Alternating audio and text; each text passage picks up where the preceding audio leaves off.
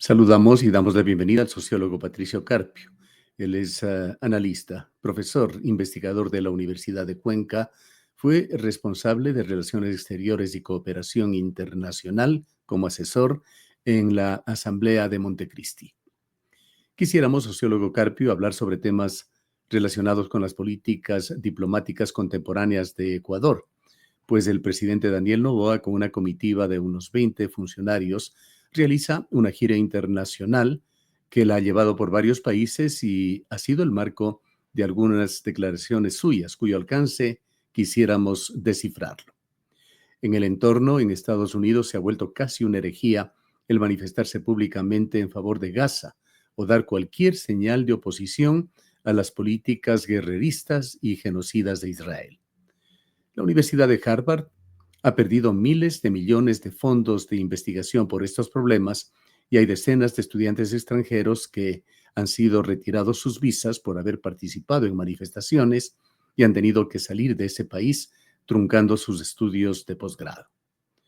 Ecuador no es totalmente insensible a estos temas y aquí en Cuenca para este día jueves se ha organizado un plantón en el centro de la ciudad, en la glorieta del parque, en solidaridad con Gaza y Palestina. En esta aldea global donde los temas lejanos se vuelven cercanos, quisiera que se refiera usted a estos puntos. Como otro antecedente, el presidente de la República, en el marco de su periplo por países europeos, incluyendo España e Inglaterra, y también por países del Medio Oriente, a más del roce con empresarios y la realeza, ha dado una serie de declaraciones públicas sobre temas muy delicados que se viven en estas zonas del mundo. Los mismos que por su contenido nos invitan a analizar cuál es la política de Estado de Ecuador respecto a sus relaciones internacionales. ¿Hay políticas claras o son improvisaciones del momento? En otras palabras, ¿qué línea está siguiendo la Cancillería ecuatoriana y el presidente Noboa? ¿Qué interpretación merecen las declaraciones dadas en el marco de este viaje por el presidente ecuatoriano? Le damos la bienvenida. Gracias, Gustavo. Sí, el tema es muy controversial en la medida en que un Estado establece sus prioridades en las relaciones internacionales en función de su proyecto político, de su modelo de desarrollo, de su visión ideológica también. En ese marco establece prioridades y por supuesto y sin duda en relación a las necesidades que el país tiene en determinadas áreas. Entonces prioriza, por ejemplo, la relación con Estados Unidos, con China, o depende de la orientación, como le digo. Nosotros de lo que vemos obviamente es que el Ecuador está alineado, diríamos así, con las recalcitrantes oligarquías a nivel global que han emergido en estos últimos años, tendencia global en Europa, en América Latina, y nosotros nos hemos sintonizado con esa perspectiva.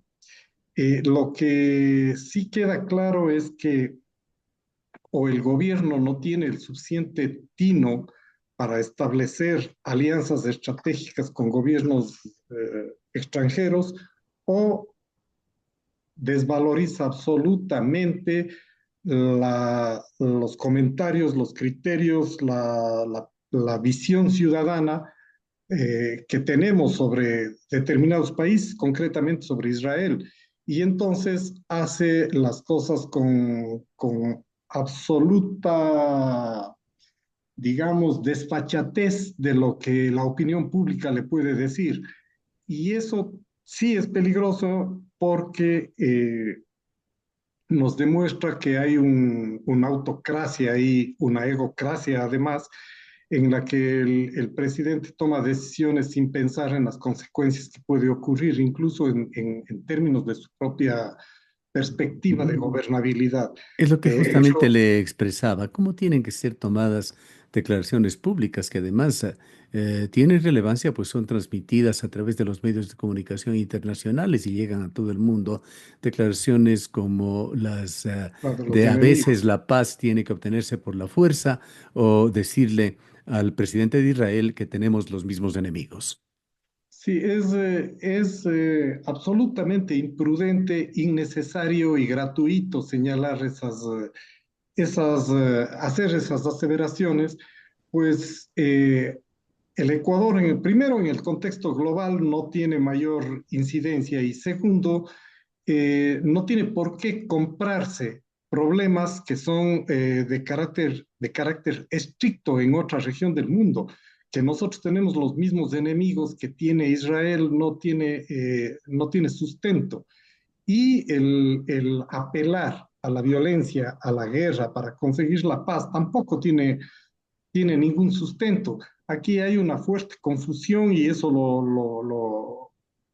lo cocinó, digamos así, el propio gobierno con el show de Telecentro y que le sirvió para las declaraciones de estados de excepción y equiparar delincuencia con terrorismo. El terrorismo es la lucha contra el Estado, una lucha violenta, irracional contra el Estado y contra el sistema, y la delincuencia es la lucha contra los ciudadanos, contra la propiedad privada que nos genera inseguridad. Son dos dimensiones diferentes que ocurren en la sociedad, pero al ponerles en el mismo saco, ahí hay problemas estratégicos, hay problemas para enfrentar la situación con medidas particulares en cada caso. No es lo mismo enfrentar el terrorismo que siempre tiene una connotación política o religiosa o la delincuencia con la que nosotros en el Ecuador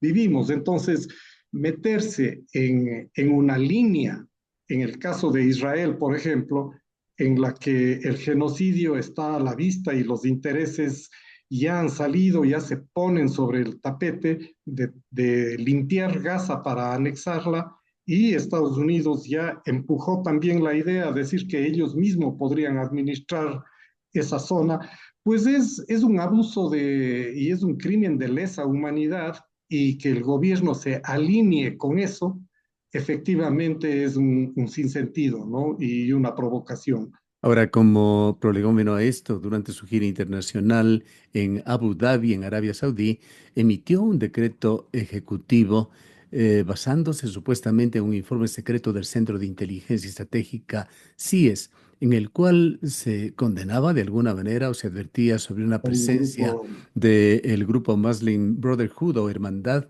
Musulmana, un grupo que es controversial en el Medio Oriente, pero que muy poca relación ha tenido o no ha tenido nunca con nuestro país. Sí, esas son las cosas que llaman la atención. Efectivamente, como usted señaló, vivimos en una aldea global y lo que pasa en un lado del mundo, de alguna manera, tiene implicancia en otros lugares, pero eso es lo que hay que medir. Un gobierno tiene que medir cuál es la trascendencia de un hecho o de un grupo o de una política o de una ideología en determinada región del mundo con lo que ocurre en este otro lado y en este caso el Ecuador. Nosotros tenemos problemas diametralmente opuestos y no estamos metidos en un conflicto entre musulmanes y cristianos, entre Israel y toda la conflictividad de Medio Oriente y embarrarnos, involucrarnos en esas lógicas es un poco absurdo, porque un estadista puede tener un comportamiento prudente respecto a lo que pasa en el mundo globalizado, pero no involucrarse sin cuenta de inventario. Ese es el problema. O sea, sí, tenemos que tener una mirada global, pero tenemos que medir las consecuencias y el costo-beneficio que tienen el tomar parte en una dinámica global. Justamente es lo que nos preguntábamos inicialmente y le preguntábamos si es que hay una política en relaciones exteriores de Ecuador con respecto a estos temas o son declaraciones un tanto ligeras, quizá para congraciarse con ese que parece ser el principal objetivo de esa gira, el de establecer y fortalecer una política exterior para atraer inversiones para el país? Sí, hay un alineamiento, sin duda hay un alineamiento con estos gobiernos de derechas extremas, tanto en Estados Unidos como en Israel y en algunos otros países del Medio Oriente, pero las necesidades que tiene el país, y aquí viene un punto importante en las relaciones internacionales y en la cooperación, Gustavo, es que lo que nosotros tenemos que plantearnos, o un gobierno tiene que plantearse, cuál es el modelo de país que estamos diseñando y en este sentido, cómo la cooperación internacional y los aliados internacionales pueden contribuir en ese modelo. Entonces, ahí se hacen las operaciones eh, las operaciones de diplomacia necesarias para ir logrando acuerdos y apoyos en la perspectiva de nuestro propio crecimiento. Ahora, ¿qué es lo que está buscando el gobierno en Israel, en los países árabes, en Estados Unidos, en el Reino Unido, en Francia, creo que también visitó? En fin, ¿qué es lo que está buscando? La idea es que nos queda, porque no conocemos, es que es una cuestión muy, muy ligera o simplemente, como lo ha declarado, inversión extranjera, inversiones, pero eso tiene que someterse o tiene que estar dentro de un plan estratégico nacional. Si el gobierno, como al parecer, busca inversiones en tecnología o en minería o qué sé yo, eso debería estar claro para todos los ecuatorianos. Pero resulta que hace una gira se lleva medio gabinete y no sé a cuántos industriales, eso tiene un costo altísimo para el país, y los ecuatorianos de a pie, los ecuatorianos comunes y corrientes, no sabemos qué se está pretendiendo y quedamos como país no muy bien parados en el contexto mundial al ser de alguna manera alfombra de discursos y de políticas internacionales altamente criticadas. ¿Cómo debería construirse? ¿Con qué bases una verdadera política y muy bien pensada en beneficio del país en el tema de relaciones exteriores de la Cancillería? Bueno, primero tiene que haber un plan nacional. Ese plan nacional, desde ese plan tiene que desprenderse la política internacional. Es decir, primero hay una cosa que los políticos a veces no entienden. En el plano de la política internacional, el eje que debe primar es la autodeterminación de los pueblos, primerito. Segundo, usted no tiene por qué como Estado enemistarse con nadie en términos de que no haya un causal directo con su país. Segundo, ¿no es cierto? Es decir, usted tiene que establecer relaciones amistosas con todo el mundo. De ahí, en ese marco, privilegiar alianzas estratégicas en función de quién le puede contribuir más al desarrollo de su país. Entonces, si es que nos vamos exclusivamente por la línea ideológica y política, pues ahí también hay que tener mucho tino. Eh, ¿Por qué la necesidad de alinearse con Israel? Existen otros países con los que se puede establecer relaciones comerciales, relaciones de ciencia y tecnología, de informática y todo, pero privilegiar exclusivamente con un país como Israel, sí es complicado y es peligroso, porque al tomar usted parte de una lógica, de una dinámica internacional, de hecho está dejando de lado eh, otros, otros países, otras posibilidades, otras cooperaciones. Mientras desciframos y seguimos digiriendo estos pasos que se ha dado a través de la Cancillería y Relaciones Exteriores de Ecuador en este viaje de Novoa, retornemos por un momento al país y hablemos, quisiéramos conocer su visión sobre Pachacuti, ese acuerdo anunciado ya por el ministro de la Gasca para conformar lo que sería una afiliación que llevaría a la consolidación también de una mayoría absoluta que les permitiría tomar decisiones en el Parlamento Nacional. Sí, en el marco de lo que estábamos conversando sobre qué modelo, qué proyecto de país tiene el gobierno de Noboa, es una de las cosas que sí deberíamos exigir y que se debería transparentar. ¿Qué modelo de país, qué proyecto está en juego? Porque detrás de eso, o digamos, adelante de eso, el proyecto de país está detrás. Delante de eso va a estar las las políticas públicas, la política económica y operativamente la Asamblea va a tener ahí un rol preponderante en en ese marco, en ese escenario.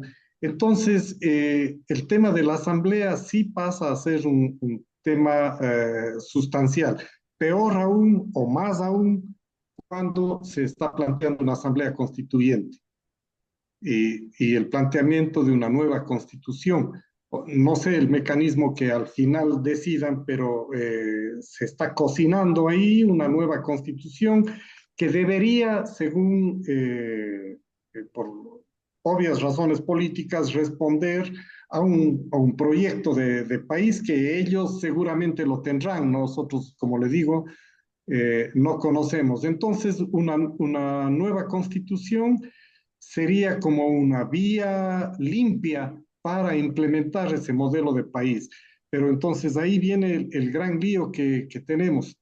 Se tiene una mayoría en la Asamblea para viabilizar esa opción y aquí viene un gran problema que estamos viviendo en el Ecuador y que es reflejo de toda la desconfiguración social que tenemos y de delincuencias y de corrupciones, etcétera, pues la asamblea también es una tienda donde se compran y se venden votos. Al siguiente día de la segunda vuelta ya hubo alguien de la Revolución Ciudadana que se cambió de camiseta y que renunció a su partido por el cual fue elegido. Ahora tenemos el caso de Pachacuti. Pachacuti en la primera vuelta planteó el voto a Noboa, hubo una arremetida mediática contra ISA y los dirigentes que promovieron o que lideraron que el voto sea orientado hacia González, y ahora al contrario. Entonces, el sector de no sé si llamarlo de la derecha indígena, es muy complicado usar esas categorías de izquierda y derecha en el mundo indígena, pero para entendernos un poco, eh, ese sector pues ha tomado en la asamblea directamente las decisiones para irse con ADN. A nosotros ahí nos planteamos lo siguiente: un proyecto histórico, cultural, identitario como el de Pachacuti, que reivindica los pueblos y nacionalidades y que plantea otro modelo de desarrollo al hegemónico, alternativo al hegemónico, convencional, que te plantea otras perspectivas desde lo comunitario, desde lo indígena, desde lo cultural, sumarse a un proyecto oligárquico claramente de una derecha extrema, pues es muy llamativo y suena absolutamente contradictorio, lo cual quiere decir que en definitiva este ya es una conclusión propia, lo cual quiere decir que Pachacuti está envuelto, está desconfigurado en las lógicas de la partidocracia y en las lógicas de lo que el propio movimiento indígena ha criticado. Ahora y ya lo está hicieron. envuelto. Ya lo hicieron en los antecedentes con Guillermo Lasso a inicios de su gobierno. Y un analista sobre estos temas justamente elucubraba en nuestro noticiario matutino si Pachacutic habrá hablado con el ministro de la Gasca sobre apoyar o no proyectos extractivistas de ADN que pongan en entredicho derechos de la naturaleza, la protección del agua, o será ese el punto final de esta nueva alianza. Es que el ADN, por su propia lógica, por su propio ADN, no puede renunciar o no va a renunciar al extractivismo. Es más, lo que está haciendo en los diferentes países y en los foros internacionales y en las relaciones internacionales es uno de los puntos claves, es el atraer inversiones para el desarrollo extractivista, que además es muy codiciado esa misma lógica, esa misma dinámica por tierras raras, por litio, por cobre, por plata, por oro, por las transnacionales y por las necesidades que los países industrializados tienen. Entonces, empata en esa línea y no va a renunciar el gobierno de Noboa al extractivismo y va a haber mucho conflicto, Gustavo, y ciudadanía, va a haber mucho conflicto por esta temática que se viene inmediatamente en el periodo de este gobierno. Entonces, los territorios, los pueblos que van a ser víctimas y que ya son de alguna manera víctimas del extractivismo, van a tener mucho más conflictividad y el Ecuador va en sí, en general, a tener esa problemática. Sin el tiempo para analizarlo a fondo, le hago una pregunta muy simple. ¿Ecuador y el gobierno de Noboa debería ir o no hacia la Asamblea Nacional Constituyente? Desde mi perspectiva, eso es innecesario, es una pérdida de tiempo, de recursos, se podría trabajar desde otras perspectivas, pero atendiendo lo que el país requiere. La temperatura no está en las sábanas, los temas que vive el Ecuador, como es la inseguridad, el tema de la salud, la educación, eh, todos esos temas, la seguridad social, la jubilación, la plurinacionalidad, el extractivismo, son temas que están ahí y que el Ecuador está sufriendo y que una nueva constitución no va a solucionar, no tiene por qué solucionarlo. Los medios normativos, jurídicos están ahí. La pregunta es, ¿cuál es la traba? Tal vez la única traba que tiene este gobierno para desarrollar su proyecto es en la normativa respecto a los derechos de la naturaleza, justamente como usted lo señalaba, derechos sobre los derechos colectivos, la consulta previa, ese tipo de cosas es la que le hace ruido a este gobierno y seguramente es las que quiere desmontar. Pero en realidad lo que deberíamos preguntarle al gobierno, al pueblo ecuatoriano, es por dónde empezar. Y eso ni siquiera tiene que hacer una consulta popular, sino a través de mecanismos elementales de democracia, se puede trabajar con las cámaras de la producción, con las organizaciones sociales, con la academia y diseñar un plan estratégico para intervenir donde el Ecuador y su gente lo necesita. Creo que la academia, Gustavo, por último, temas de tiempo, como usted lo ha señalado, la academia puede jugar un rol importantísimo en estos debates, en estas discusiones, demostrarle al propio gobierno que una asamblea constituyente, una nueva constitución, no son necesarias. Lo que podemos hacer es evaluar qué es lo bueno, lo malo, lo positivo, lo negativo, las fortalezas, las oportunidades que hemos tenido con la Constitución del 2008 y establecer espacios de concertación para ir definiendo prioridades. Eso sería muy interesante si es que la academia en colectivo, es decir, con todas las universidades del país en las diferentes regiones, armáramos una propuesta de esa naturaleza. Queremos agradecerle mucho por habernos acompañado, sociólogo Carpio. Gracias, Gustavo, muy amable por la invitación. Declaraciones del sociólogo Patricio Carpio. Él es analista, dirige el programa doctoral de sostenibilidad territorial en la Universidad de Cuenca.